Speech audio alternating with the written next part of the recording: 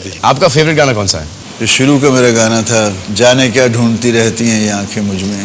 मोहम्मद रफ़ी यार मेरा बेस्ट है यार, मैं कैसे कहूँ, मोहम्मद रफ़ी मुझे बहुत सूट करते थे। ये आपके लिए गाया, किशोर कुमार ने भी गाया, हेमंत कुमार ने भी गाया, भूपेंद्र ने भी गाया। जी हाँ। बेहतरीन कौन लगा? जब भी धर्मेंद्र से उनके पसंदीदा गायक के बारे में पूछा गया, उनका जवाब हमेशा एक ही होता था, मोहम्मद रफ़ी। मोहम्मद रफ़ी, और सबसे ज्यादा गाने मोहम्मद रफ़ी साहब ने मेरे लिए गाए हैं। पहला गाना था जो प्रभात स्टूडियो पूना में शूट हुआ था। पहली दफा एक लड़की ने आके मुझसे ऑटोग्राफ लिए थे, तो I can't forget those days. Bollywood में अपने करियर की शुरुआत करते ही धर्मेंद्र का रिश्ता रफ़ी साहब से जुड़ गया। धर्मेंद्र के लिए पहला गीत रफ़ी साहब ने गाया।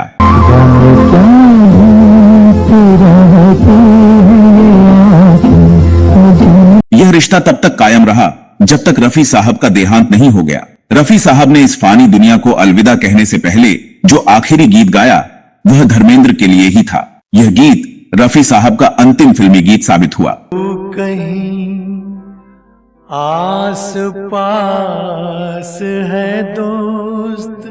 रफ़ी साहब के जाने के बाद धर्मेंद्र को उनकी कमी हमेशा खलती रही। जब तक रफ़ी साहब जीवित थे, धर्मेंद्र यही चाहते थे कि उनके लिए फिल्माए जाने वाले हर गाने को रफ़ी साहब की ही आवाज मिले। छोड़ो वाला जाना के जीना ललकाए आइए मेरी ही तरह तू तड़पे, मोहब्बत कर तो ले लेकिन मोहब्बत से जीते हैं भला, हमसे सीखो ये अदा। धर्मेंद्र ने एक बार कहा था, मैं तो चाहता था कि मेरे लिए कोई और गाए ही नहीं, मैं रफ़ी साहब को छोड़ना ही नहीं चाहता था। अगर मेरा बस चलता तो मैं म्यूजिक डायरेक्टर या प्रोड्यूसर को किसी और से गवाने ही नहीं देता, मेरे गाने सिर्फ रफ़ी साहब ही गाते। सोचता हूँ वो हैं, हमारे पास ही हैं, एक दिलासा सा दिल को दे लेते हैं, लेकिन उनको वापस किसी तरह लाया तो जा नहीं सकता। धर्मेंद्र रफ़ी साहब के इतने बड़े कदरदान थे कि उनके निधन के बाद भी न केवल अपने लिए बल्कि अपने बेटों के लिए भी रफ़ी साहब की आवाज चाहते थे। चूंकि यह संभव नहीं था, इसलिए उन्होंने ऐसी आवाज की तलाश की जो रफ़ी साहब से मिलती जुलती हो।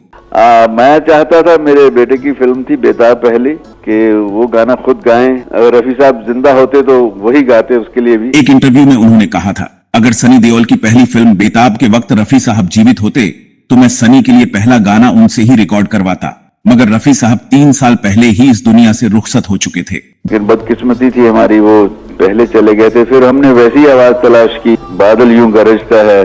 बस कुछ भी हो सकता है, डर कुछ ऐसा लगता है। धर्मेंद्र ने आगे कहा, इसलिए मैंने ऐसे गायक की तलाश शुरू की जिसकी आवाज और गायन शैली रफ़ी साहब से मिलती हो। उनकी यह तलाश शब्बीर कुमार पर जाकर खत्म हुई। तो लेकिन शबीर बहुत अच्छा गाते, रफ़ी साहब तो खैर कोई क्या बनेगा। शब्बीर कुमार तब सिंगिंग में नए नए आए थे और रफ़ी साहब की तरह ही गाते थे। रफ़ी साहब के प्रति अपनी गहरी मोहब्बत के चलते धर्मेंद्र ने उन्हें अपनी बेटे सनी की डेब्यू फिल्म बेताब में गाने के लिए चुना। लेकिन हमें चाहिए था, बिल्कुल मेरे दिल में था कि कोई रफ़ी साहब जैसी आवाज मिले हमें। इसके बाद साल 1989 में धर्मेंद्र ने सनी को लेकर फिल्म यतीम फिल्म बनाई। इस फिल्म में भी उन्होंने शब्बीर कुमार से गाने गवाए। इतना ही नहीं, उन्होंने रफ़ी साहब को अपना गुरु और उस्ताद मानने वाले मोहम्मद अजीज को भी मौका दिया।